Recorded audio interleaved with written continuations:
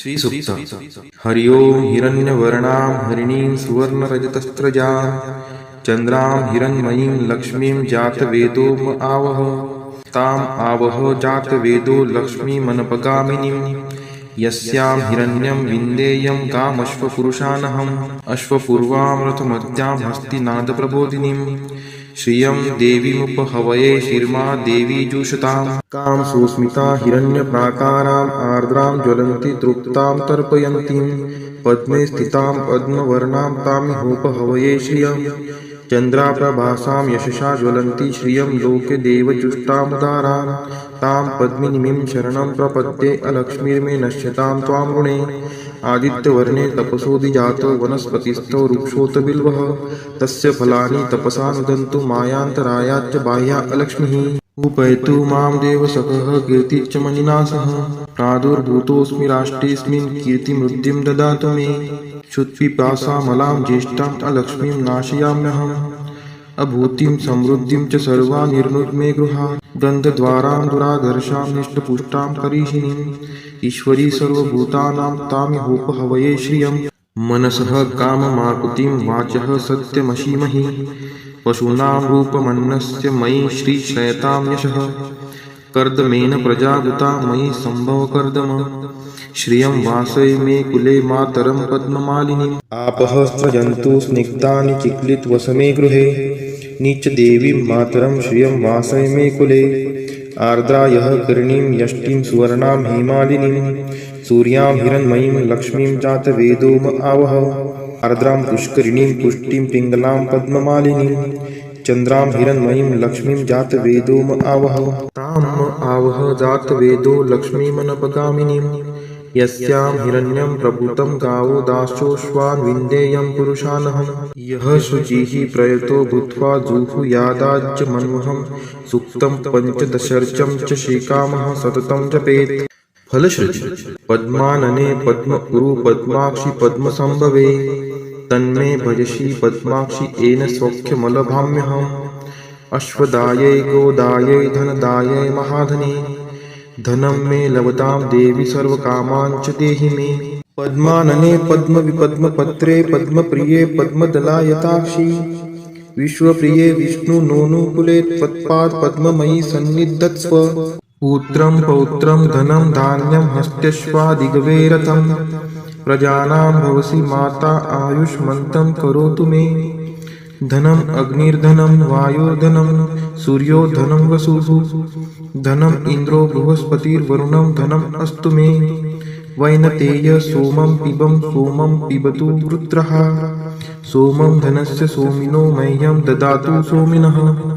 न क्रोधो न च मात्सर्यं न लोभो नाशुभा मतिः भवन्ति कृतपुण्यानां भक्तानां श्रीसूक्तं जपेत् सरसीजनीलये सरोजहस्ते धवलतरांशुकगन्धमाल्यशोभे भगवती हरिवल्लभे मनोज्ञे त्रिभुवनभूतिकरी प्रसीद मह्यं विष्णुपतिं क्षमां देवीं माधवीं माधवप्रियां लक्ष्मीं प्रियसखीं देवी नामाम्यच्युतवल्लभां महालक्ष्मी च विद्महे विष्णुपत्नी च धीमहि तन्नो लक्ष्मीः प्रचोदयात् श्रीवर्चस्वम् आयुष्यम् आरोग्यमाविदात् शोभमानं महीयते धान्यं धनं पशुं बहुपुत्रलाभं शतसंवत्सरं दीर्घमायुः इति श्रीसूक्तम् वेङ्कटेशो वासुदेव प्रद्युम्नोमितविक्रम सङ्कर्षणो अनिरुद्धश्च शेषाद्रिपतिरेव च जनार्दन पद्मनाभो वेङ्कटाचलवासन सृष्टिकर्ता जगन्नाथो माधवो भक्तवत्सल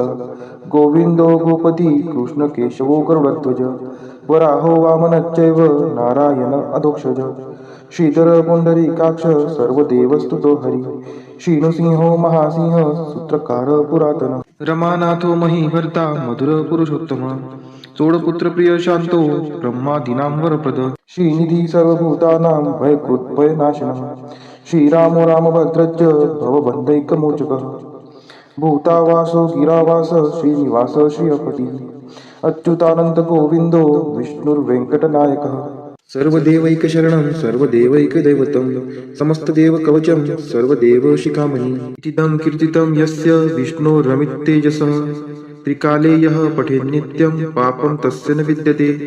राजद्वारे पठेत् घोरे संग्रामे रिपुसङ्कटे।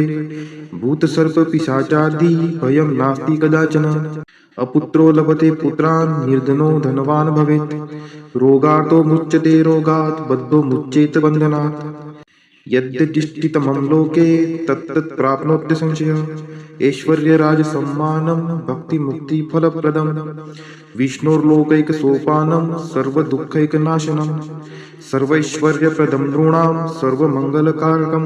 मायावी परमानन्दं त्यक्त्वा व्यङ्कटमुत्तमं। स्वामी पुष्करिणीतीरे रमया सह मोदते। कल्याणाद्भुतगात्राय कामितार्थप्रदायिने श्रीमद्वेङ्कटनाथाय श्रीनिवासाय ते नमः। वेङ्कटाद्रिसमं स्थानं ब्रह्माण्डे नास्ति किञ्चन।